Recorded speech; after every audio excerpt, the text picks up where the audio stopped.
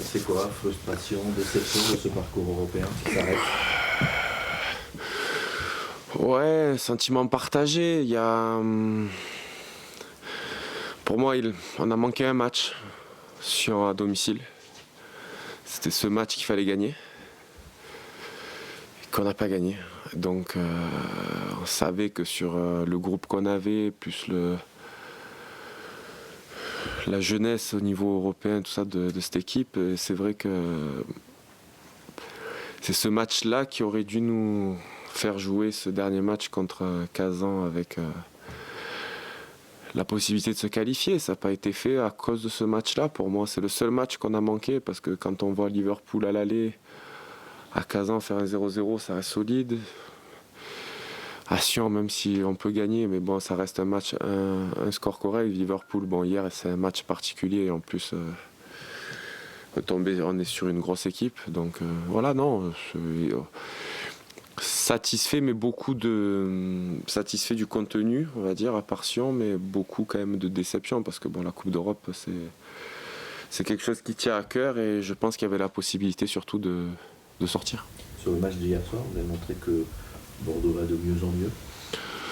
Oui, comme je dis, après voilà, sur le contenu, je pense que Bordeaux a joué son jeu, a fait le maximum pour essayer de mettre Liverpool en difficulté.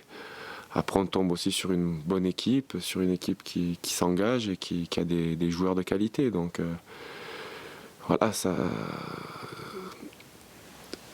Je pense que si hier on avait pu gagner, il aurait fallu faire un match plein de A à Z et tomber sur un Liverpool qui mentalement l'aurait vu facile.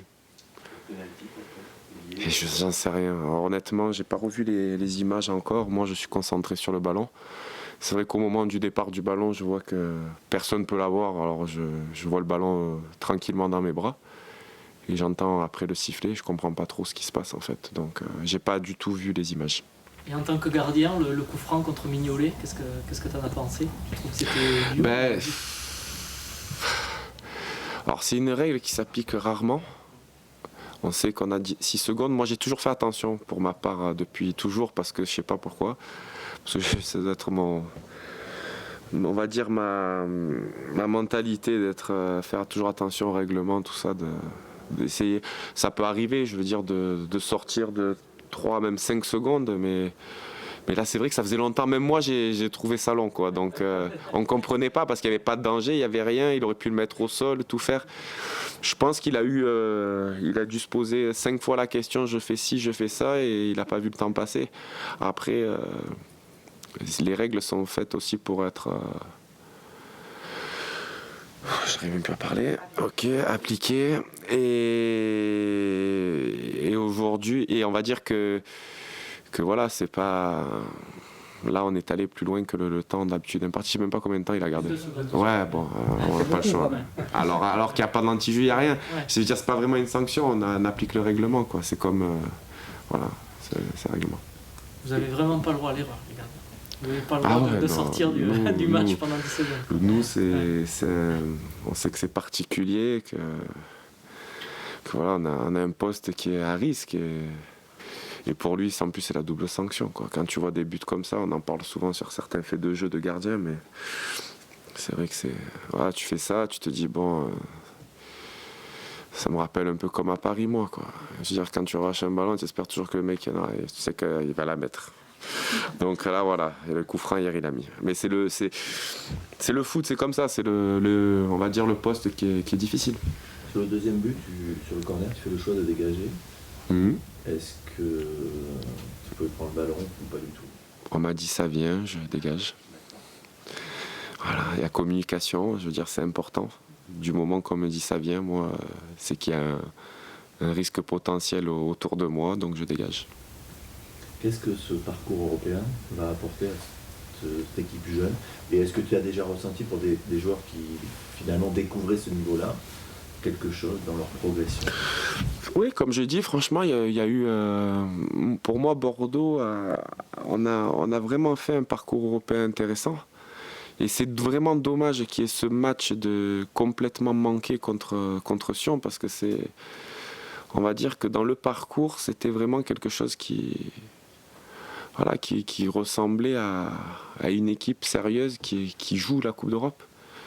C'est vrai que c'est dommage parce que c'est un match qui te plombe tout, mais on sait qu'on n'a pas de marge de manœuvre avec notre équipe. Et on le voit bien aujourd'hui parce que ce match raté nous élimine. Vous allez vous reconcentrer donc sur le championnat avec une équipe qui est en haut du tableau, Caen. Est-ce que justement le fait qu'ils soient en haut, ça aide à aborder en principe un Bordeaux-Caen qui n'est pas très intéressant? Non, je pense qu'aujourd'hui dans la situation tout est intéressant. Au contraire, il ne faut pas minimiser les choses, mais c'est vrai que le classement actuel est un peu différent de ce qu'on aurait imaginé au début. Et pour nous, voilà, se reconcentrer sur tout ce qui est compétition nationale est important. C'est une nouvelle phase de notre saison qui commence. Et ça va être à nous de commencer dès dimanche parce qu'on montrer des belles choses, c'est bien. Et aujourd'hui, je pense qu'il y a la possibilité surtout d'engranger des points et de gagner des matchs. C'est créer plus d'occasions de but aussi peut-être? Ouais, bon alors ça après ça dépend du jeu, comme je dis, tu connais mon point de vue sur en étant gardien, c'est difficile pour moi de juger tout ce qui se passe offensivement, c'est pas trop ma connaissance, mais voilà, après c'est surtout d'être efficace. Pour revenir un peu sur la question d'Alain, sur les jeunes, tu penses qu'ils ont pu engranger vraiment concrètement de l'expérience sur ces matchs européens, à Almaty, à Kazan? Forcément, parce que c'est du début à la fin notre univers.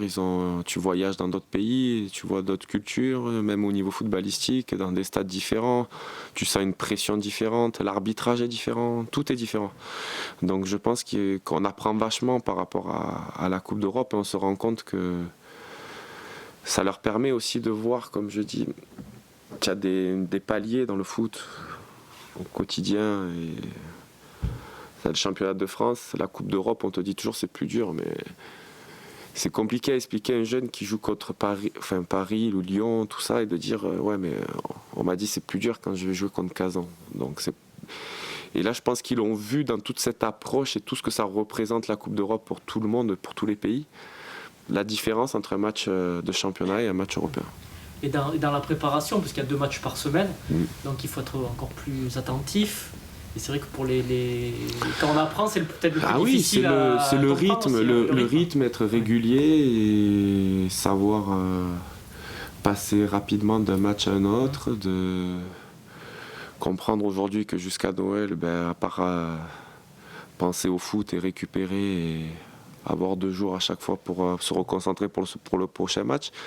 On n'a pas le temps, quand on est jeune, de s'attarder sur une super prestation où tu mets un doublé et tu te dis fais la fête, dans 2 jours je serai en forme. Non. Enfin voilà, c'est d'apprendre cette régularité je pense que ça servira tout ce parcours. Depuis Sion, vous semblez avoir retrouvé un certain équilibre. Est-ce que tu sens que c'est fragile ou que ça y est? Non, on voit que nous, après comme je dis, c'est toujours avec mes yeux de gardien parce que tu sais que ça me tient à cœur. C'est mes yeux de gardien, moi ce que je vois c'est qu'on a une animation devant moi je vois que ça n'a pas beaucoup changé par rapport au début de saison où on changeait souvent de système et tout ça devant la défense. Et aujourd'hui, on voit qu'il y a quand même une base avec nos 4 défenseurs et notre sentinelle qui nous réussit. Et c'est vrai que moi, pour un gardien, c'est vachement important les repères. Donc c'est vrai qu'aujourd'hui, on sent la solidité et je pense qu'on est solide. Ça faisait partie un peu des demandes? Comme ça. Moi, il n'y a pas de demande, il n'y a aucune demande. Je me suis toujours adapté à tout, mais c'est vrai que c'est important. On sait que par expérience, c'est important d'avoir, en tant que gardien de but, d'avoir toujours la même disposition devant toi et souvent les mêmes joueurs. Tu as des repères qui sont importants. Le gardien de but, c'est beaucoup de repères. Une question un peu délicate sur l'équipe de France, entre Valbuena et l'histoire Valbuena-Benzema, qui a encore rebondi ce matin.